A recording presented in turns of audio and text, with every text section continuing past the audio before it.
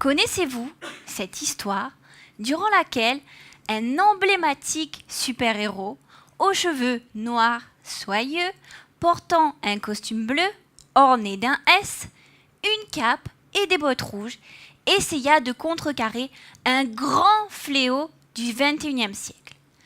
Sa volonté de sauver le monde était mise à rude épreuve face à ce mal qui affectait entre autres la population de Métropolis.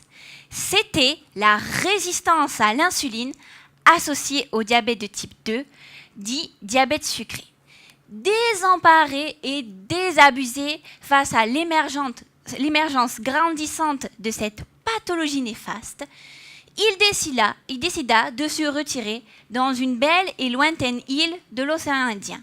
En quelques battements de cap, il arriva sur l'île de la Réunion et put observer, grâce à sa vision télescopique et microscopique, la grande biodiversité de la faune et de la flore qui lui rappelait tant sa très chère planète Krypton.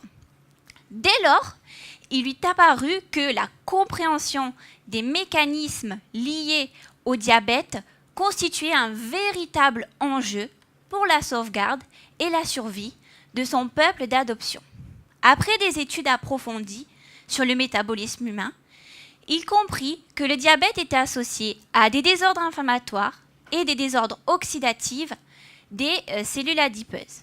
La suite de ses recherches lui permit aussi d'identifier que des stimuli d'origine bactérienne pouvaient également contribuer au développement de cette pathologie.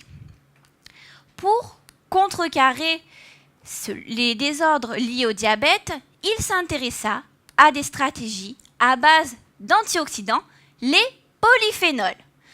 Il survola l'île et alla donc à la rencontre de la plus vieille guérisseuse qui lui donna une plante endémique connue et utilisée pour ses vertus antidiabétiques.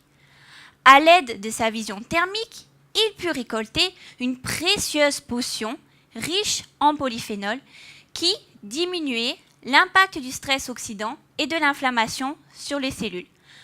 Bien que conscient que le combat contre le diabète était encore très long et loin d'être gagné, il retourna à Métropolis et put offrir à ses habitants cette thérapie innovante à base de polyphénol issus de la biodiversité végétale réunionnaise.